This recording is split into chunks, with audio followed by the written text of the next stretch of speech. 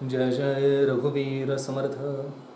Suga सारिखे पूर्ण वैराग्य जाचे, वसिष्ठा परी ज्ञान योगेश्वराचे, कवी वाल्मिका सारिखा मान्य ऐसा, नमस्कार माझा सद्गुरु रामदासा.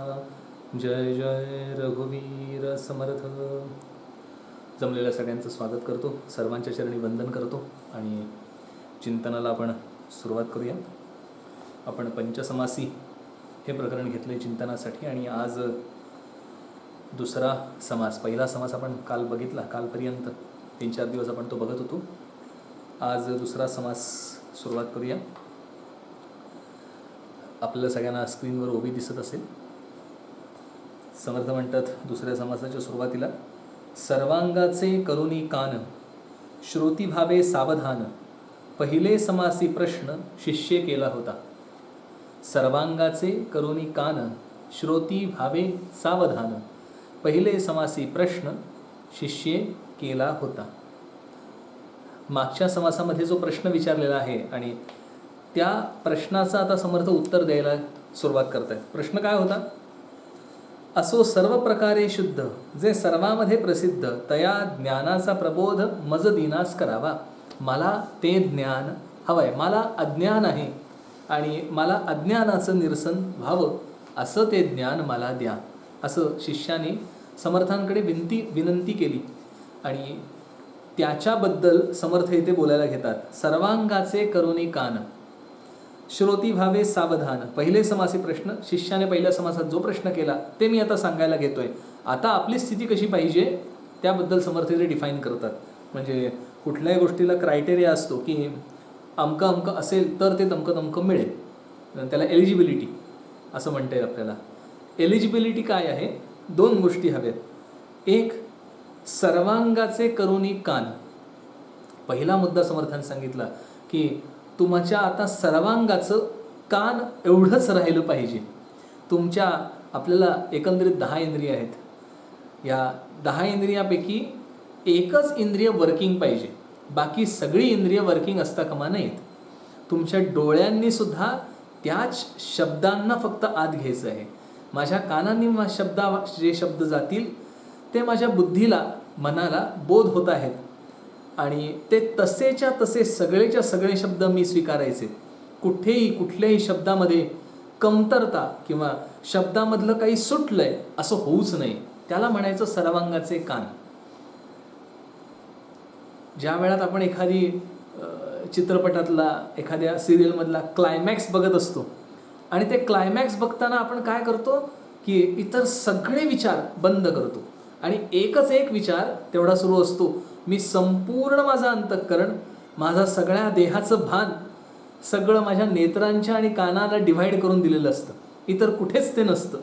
मी कुठे बसलोय, मला काय करायचंय, पुढे काय चिंता आहे, मागे काय घडलेलं आहे, काही नाही. ते क्लायमॅक्स सीन बघण्यात मी पूर्ण तद्रूप होऊन जातो. ती तद्रूपता आणि कशाच्या वाटे होते ती? ह्या नेत्राच्या आणि कानाच्या वाटे होत असते ती तद्रूपता. त्याला म्हणायचं सर्वांगाचे कान. त्याला समर्थ आत्मारामामध्ये छान उदाहरण देतात. मी काल आपल्याला सांगितलं की ते चंचू पसरून थेंबुटा धरी, जीवन सकळही अव्हेरी भूमंडळीचे. तो जो चातक पक्षी आहे तो पावसाचं पाणीच फक्त ग्रहण करतो, इतर कुठलंही पाणी पित नाही. एकदा ते जमिनीचा स्पर्श झाला की ते पाणी तो पित नाही. मग पितो केव्हा? तो आकाशातनं पडलेला जो थेंब आहे, सुटलेला जो थेंब आहे, त्याच थेंबावर त्याचं सगळं पाण्याचं भागून जातं. म्हणजे त्याचं इतकं लक्ष असतं की येणारा थेंब संपूर्ण तो ग्रहण करतो, कारण त्याच्या नंतर त्याला परत मिळणार नाही आहे. हीच एक संधी आहे हे त्याला पक्क माहिती आहे. बस मला हे माहिती पाहिजे की मला आत्ताच ही संधी मिळाली. त्याने होईल काय? माझ्या मनाची एकाग्रता परिपूर्ण होते. माझ्या सर्वांगाचे कान करणं, माझ्या मनाची पूर्ण एकाग्रता करणं. इतकं मन एकाग्र होत झालं पाहिजे की ते शब्द आणि त्या शब्दांच्या मागचा अर्थ तो माझ्या चित्ताला ताबडतोब घेरून तो लगेचच्या लगेच बोधामध्ये रूपांतरित झालेला पाहिजे. त्या वेळात म्हणायचं सर्वांगाचे कान. एकच इंद्रिय कार्यरत, बाकी सगळे इंद्रिय बंद. मी स्वस्थ बसलेलो आहे आणि मी जे ऐकतोय. म्हणून तर आपल्याला अनेक वेळा माहिती असेल की जे आंधळे असतात त्यांचं श्रवण इंद्रिय खूप पॉवरफुल असतं. कारण त्यांच्या एका इंद्रियाची शक्ती, डोळ्यांची शक्ती, आपल्या डोळ्यावाटे खूप आपली शक्ती जात असते, कारण मन डोळ्यावाटे लगेच बाहेर पडतं. त्या सगळ्या एका इंद्रियाची शक्ती ते डिव्हाइड केली जाते इतर 4 इंद्रियामध्ये. जर समजा मी सगळ्या माझ्या 10च्या 10 इंद्रियांची शक्ती जर कानाच्या ठिकाणी आणली तर माझी अवस्था काय होईल, किंवा त्या वेळातलं जे श्रवण होईल ते खऱ्या अर्थाने श्रवण आहे. त्याला म्हणायचं सर्वांगाचे कान. आणि असं जेव्हा होतं त्याच वेळात सद्गुरू आपल्याला बोध करतात, किंवा आपण वी बिकम एलिजिबल, आपण त्याच वेळात एलिजिबल होतो. त्यांनी सांगितलेलं आपण ग्रहण करण्याला, तोपर्यंत आपण होत नाही. आणि ते ऑटो होतं, त्याला वेगळं काही करावं लागत नाही. ज्या क्षणी मला मुमुक्षुत्व परिपूर्ण येतं, ज्यावेळी मला सगळे विषय, माझे सगळे व्यवधानं नाहीशी होतात आणि एकच एक व्यवधान शिल्लक राहतं, त्या वेळात माझे खऱ्या अर्थाने सर्वांगाचे कान होतात. तोपर्यंत होत नाहीत. म्हणजे माझी इतर व्यवधानं जोपर्यंत जात नाहीत आणि मी एकाग्र होत नाही, एकच अग्र, फक्त तेवढंच. अर्जुनाला विचारलं होतं तुला काय दिसतंय, फक्त डोळा, संपूर्ण कॉन्सन्ट्रेशन, त्याचं एकच नेत्र तेवढंच कार्यरत होता. तसं आता इथे कार्यरत काय हवं आहे, इथे मी आत्ता श्रवणाला बसलोय, मी प्रश्न विचारलाय आणि आता उत्तर येणार आहे, ज्या उत्तराने माझं संपूर्ण जीवनच बदलून जाणार आहे. माझी जगाकडे बघण्याची दृष्टीच बदलणार आहे, मला नवीन दृष्टी प्राप्त होणार आहे. माझी आत्ताची जी दृष्टी आहे ही दोषयुक्त आहे आणि माझी नंतरची निर्दोष दृष्टी मला प्राप्त होणार आहे. आणि ती असामान्य गोष्ट असल्यामुळे मी असामान्य स्थितीत पाहिजे. माझ्या मनाची चित्ताची स्थिती असामान्य पाहिजे, सामान्यांपेक्षा वेगळी, असामान्य. आणि ती कशी पाहिजे, सगळंच्या सगळं चित्त एकाग्र एकाच ठिकाणी. आणि म्हणून समर्थ इथे म्हणतात सर्वांगाचे करुणी कान. ते कान, सर्वांगाचं कान, एकच इंद्रिय, 10 पैकी एकच इंद्रिय कार्यरत, किंवा 10च्या 10 इंद्रियातनं फक्त शब्दच आत जात आहेत अर्थासकट, त्याला म्हणायचं सर्वांगाचे कान. कारण त्यावेळेत माझे नेत्र बंद असणार नाही आहेत, पण नेत्रावाटे मला दृश्य दिसणार नाही आहे, तर त्या शब्दाचाच अर्थ सगळा माझ्या नेत्रावाटे ग्रहण होणार आहे. आपण असं म्हणतो ना कधी कधी, मी काय सांगतो इकडे लक्ष दे. म्हणजे मी जे सांगत असतो त्या शब्दाबरोबर माझ्या चेहऱ्यावरच्या त्या भावना, त्या देखील माझं ते समोर असणारा ग्रास्प करतो. आणि म्हणून त्याला ते शब्द अधिक त्या भावना अशा दोन्ही मिळून एकत्र त्याच्या हृदयात तो पंच बसू शकतो. असाच पंच सद्गुरू ज्या वेळात सांगत असतात त्या वेळात शिष्याचा बसायला पाहिजे, तरच ते खऱ्या अर्थाने ये हृदयीचे ते हृदयी घातले. त्यासाठी आवश्यकता आहे सद्गुरू तयार आहे, शिष्याची तयारी आवश्यकता आहे, असं समर्थ इथे सांगतात. सर्वांगाचे करुणी कान, हे त्याचा अर्थ झाला. श्रोती व्हावे सावधान, कारण आता सावधान व्हायला हवं.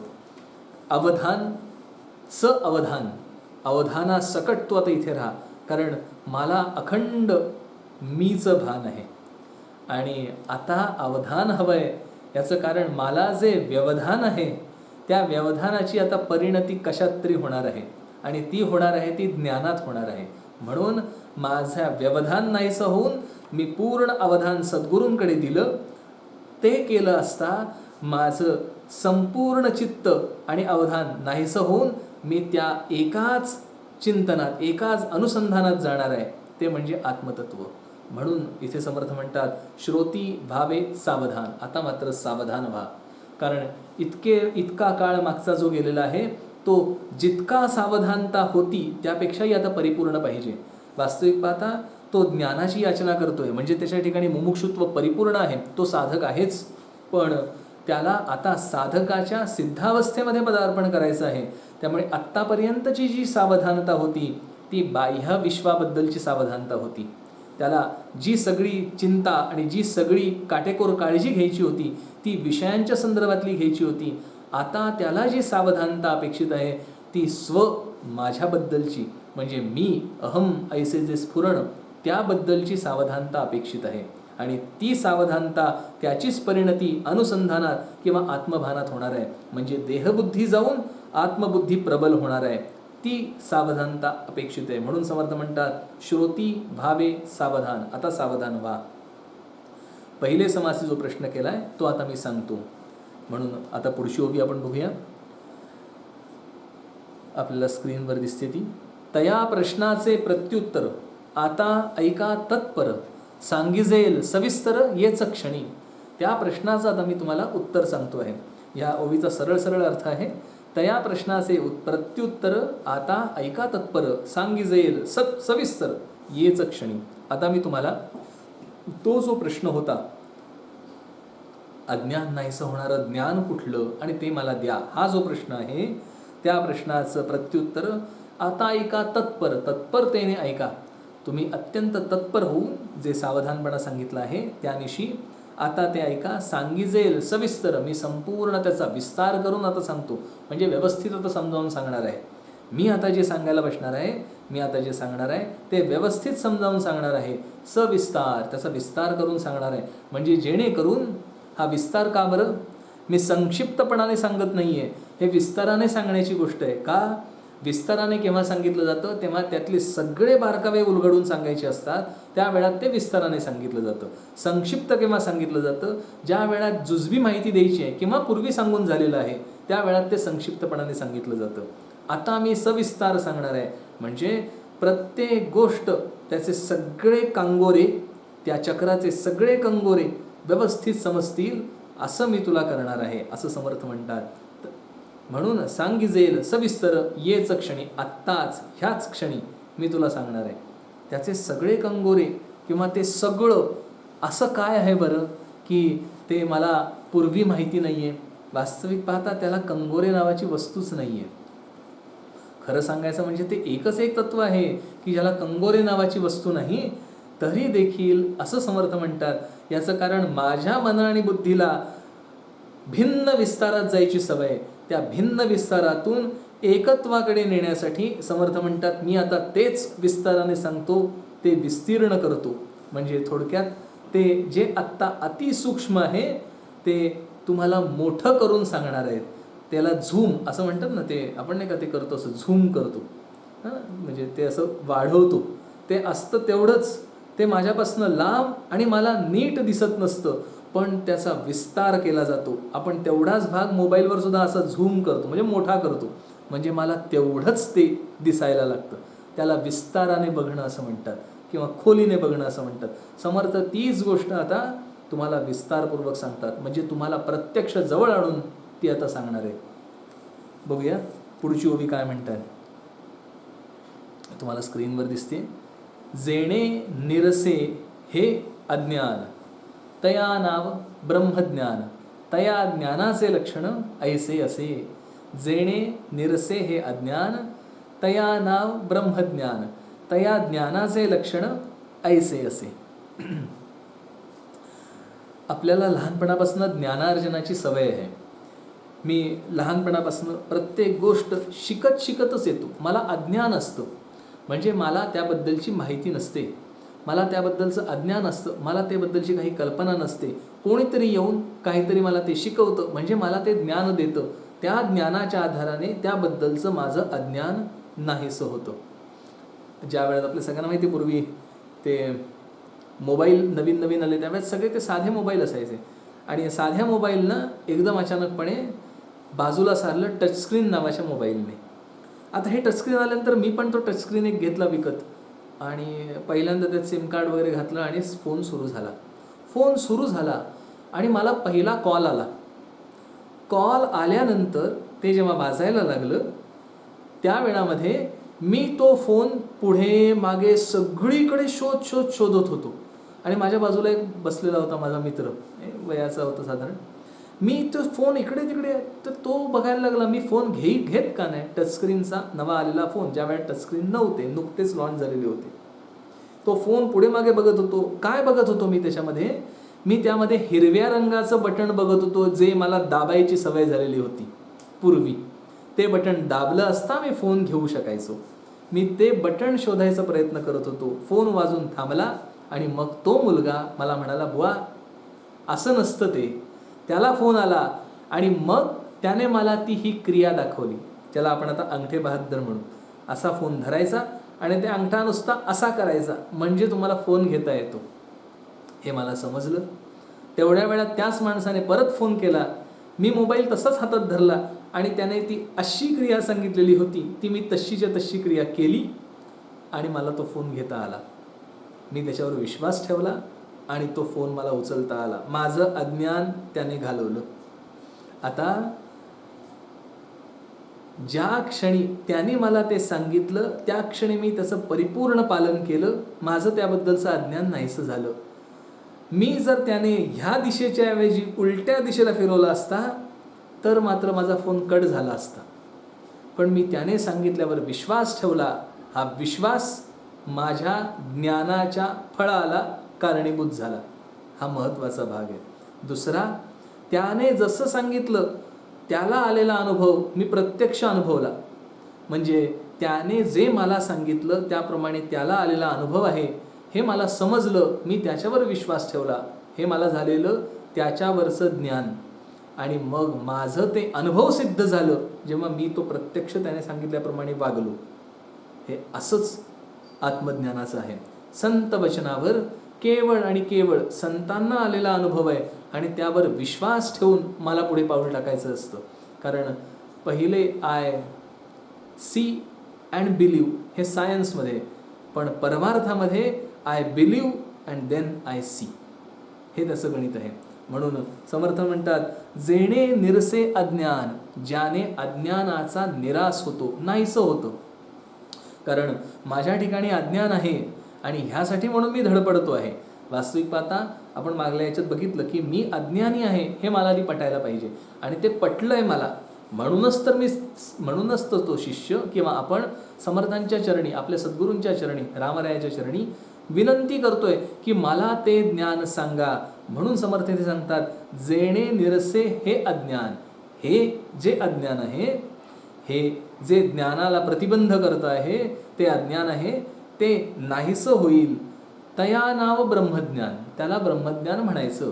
इथे समर्थांनी हे हा शब्द वापरलेला आहे. म्हणून कारण कुठलंही अज्ञान नव्हे. मला त्या फोनबद्दलचं अज्ञान होतं ते नाहीसं झालं, त्याचं ज्ञान. पण ते ज्ञान मला हे ज्ञानात रूपांतरित नाही करता येणार आहे, कारण ते वस्तुनिष्ठ आहे. आणि मला ज्या वस्तूबद्दलचं ज्ञान हवं आहे ते माझ्या ठिकाणी असणारं संपूर्ण दुःख नाहीसं करणारं आत्मज्ञान आहे. ते दुःख म्हणजे भवसागर, हा भवरोग नाहीसं करील असं जे ज्ञान, त्याची मी पृच्छा केलेली आहे, ते मी विचारलेलं आहे. आणि म्हणून ते ज्ञान काय, तर ब्रह्मज्ञान. समर्थ इथे म्हणतात, जेणे निरसे हे अज्ञान, तया नाव ब्रह्मज्ञान, त्याला ब्रह्मज्ञान म्हणायचं. हे अज्ञान जाण्यासाठीचं जे, त्यालाच म्हणायचं ब्रह्मज्ञान. तया ज्ञानाचे लक्षण ऐसे असे.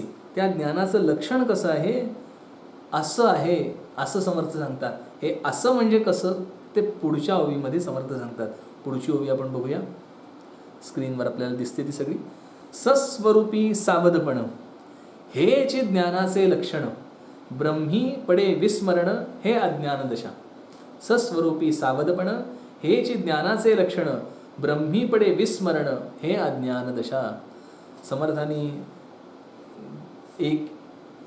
एक चतुर्थांश ओवीत ज्ञान आणि अज्ञान ह्या दोन्हीच्या डेफिनेशन्स क्लिअर केल्या आहेत. सस्वरूपी सावधपण हेची ज्ञानाचे लक्षण, दोनच शब्द, सस्वरूपी सावधपण. हे म्हणजे प्रज्ञानम ब्रह्म म्हटल्यासारखं आहे, महावाक्य सांगितल्यासारखं आहे. समर्थ इथे क्लिअर करतात, ज्ञानाचं लक्षण काय, सस्वरूपी सावधपण. माझ्या स्वरूपाच्या ठिकाणी मी सावधान होणे आणि माझ्या स्वरूपाच्या ठिकाणी मी बेसावध असणे म्हणजे अज्ञान. हे कसं बरं होईल. आपल्या सगळ्यांना माहिती आहे की विश्वाची उत्पत्ती, ह्याची ब्रह्मांडाची उत्पत्ती झाली. त्या उत्पत्तीला कारणीभूत संकल्प होता. त्याच्या ठिकाणी तो संकल्प झाला, एकोहम बहुश्याम, मी आता एकटा आहे आणि मी आता बहु व्हावं. हा त्याने केलेला त्याचा संकल्प, हे त्याच्याबद्दलचंच त्याने अज्ञान पांघरल्यासारखं आहे. म्हणून समर्थ इथे म्हणतात, सस्वरूपी सावधपण, माझ्या स्वरूपाच्या ठिकाणी मी सावध होणे. मी आत्ता माझ्या स्वरूपाच्या ठिकाणी बेसावध आहे आणि ह्या मायेच्या ठिकाणी सावध आहे. मला हा देह मी वाटतो आहे आणि ह्याबद्दल मी सावध आहे. मी माझा देह सांभाळण्यासाठी सगळेच्या सगळे उपचार करतो, कारण मी देहाच्या बाबतीत सावध आहे. मी देहाला सांभाळण्यासाठी सगळी धावपळ करतो, त्याला सुखात ठेवण्यासाठी सगळी धावपळ करतो, कारण मी त्याच्या ठिकाणी सावध आहे.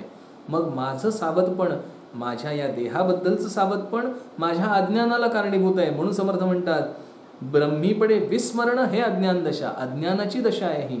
कारण देहबुद्धी आली म्हणजे आत्मबुद्धी गेली. एक जाय एक राय देह धरुनी, असं समर्थ म्हणतात. मला आत्म्याच्या ठिकाणी स्थिर बुद्धी न राहता देहाच्या ठिकाणी स्थिर बुद्धी राहते, म्हणजेच मला आत्म्याचा विसर पडतोय. थोडक्यात मी स्वप्नामध्ये असेन त्या वेळात मी ज्या विश्वात आहे त्याच्याबद्दलचं मला परिपूर्ण विस्मरण होतं, आणि मी ह्या विश्वात असताना स्वप्नाच्या विश्वाबद्दलचं मला विस्मरण होतं. हे जसं आहे म्हणजे एका ठिकाणी असेल तर दुसरं ठिकाण राहणार नाही. मी डीप स्लीपमध्ये गेलो तर मी सावध असणार नाही, जागा असणार नाही, आणि मी जागा असेन तर मी डीप स्लीपमध्ये असणार नाही. मी पूर्ण सुषुप्ती अवस्थेत किंवा जागृती अवस्थेत कुठल्या तरी एका अवस्थेतच असू शकणार आहे. आणि ही एका अवस्थेत असणं म्हणजे दुसरी अवस्था नसणं, तेच इथे आहे. सस्वरूपी सावधपण, माझ्या अंतरात्म्याच्या आत्म्याच्या ठिकाणी मी अत्यंत सावध होणे. मग हे सावध होणे म्हणजे काय आहे बरं? आपण केव्हा सावध असतो? त्याचं भान असतं तेव्हा आपण म्हणतो सावध असतो. म्हणजे मला जागृतीचं भान आहे, मी आत्ता जागा आहे हे मला वाटतंय, हे माझं सावधपण आहे या देहबुद्धीच्या बाबतीत. आणि ज्या वेळात मी आत्म्याच्या बाबतीत सावध होतो म्हणजे त्याचंच भान मला राहतं. आत्मबुद्धी स्थिर राहिली की त्याला म्हणायचं आत्म्याच्या ठिकाणी सावधपण, आणि त्याचं विस्मरण म्हणजेच देहबुद्धीचं स्मरण, त्याला म्हणायचं अज्ञान. सस्वरूपी सावधपण हे जे ज्ञानाचे लक्षण, हे ज्ञानाचं लक्षण आहे, हे ज्ञानी लोकांचं लक्षण आहे. गोंदवलेकर महाराजांचं वाक्य आहे ना, तुम्हाला देहबुद्धी सोडणं जेवढं अवघड आहे तेवढं मला देहबुद्धीवर येणं अवघड आहे. आणि ही त्यांची दशा जी आहे तीच इथे समर्थ म्हणतात, म्हणजे हीच ती दशा आहे. समर्थ इथे म्हणतात ब्रह्मीपडे विस्मरण हे अज्ञान दशा, ब्रह्माच्या ठिकाणी विस्मरण. आणि आपल्याला आत्ता सगळ्यांनाच ब्रह्माच्या ठिकाणी विस्मरण झालेलं आहे. कारण मी आत्ता सावध नाही आहे, मी आत्ता पूर्ण सुषुप्तीत आहे, गाढ झोपेत असल्यासारखं आहे, गाढ झोपेत असल्यासारखं आहे. ती ही दशा नव्हे, परंतु त्याबद्दल सांगायचं म्हणजे मी जागेपण आणि पूर्ण झोप ह्यामध्ये मी आत्ता अज्ञान दशेत आहे, पूर्ण झोपेत आहे. म्हणून इथे समर्थ म्हणतात की ब्रह्मीपडे विस्मरण, त्याबद्दल आपल्याला विस्मरणच पडलं आहे ना. मला स्मरणात नाही आहे, मला हे कळतं आहे की ब्रह्म हे सत्य आणि माया हे असत्य, हे मला कळतं आहे. पण माझी दशा कशी आहे? मी मगाशी आपल्याला मोबाईलचं जे उदाहरण दिलं की नाही, की त्याने मोबाईलचा फोन उचलला, तो त्याच्या अनुभवाचा भाग होता. मला हे कळलं आहे की अशा प्रकारे मोबाईल उचलतो, पण तो माझ्या अनुभवाचा प्रांत अजून झालेला नाही आहे. तो मला अनुभवाचा प्रांत करायचा कसा, त्याबद्दल सावध होऊन किंवा देहबुद्धीबद्दल बेसावध होऊन, मला देहबुद्धी इतकी घट्ट आहे की मी तेच सावधानतेने करतोय, मला त्याबद्दल विस्मरण पाडायचं आहे. आणि हे विस्मरण पाडणं हे कसं पाडायचं, हे सगळंच्या सगळं ह्या समासांमध्ये लाईनशीर सांगितलं आहे समर्थांनी.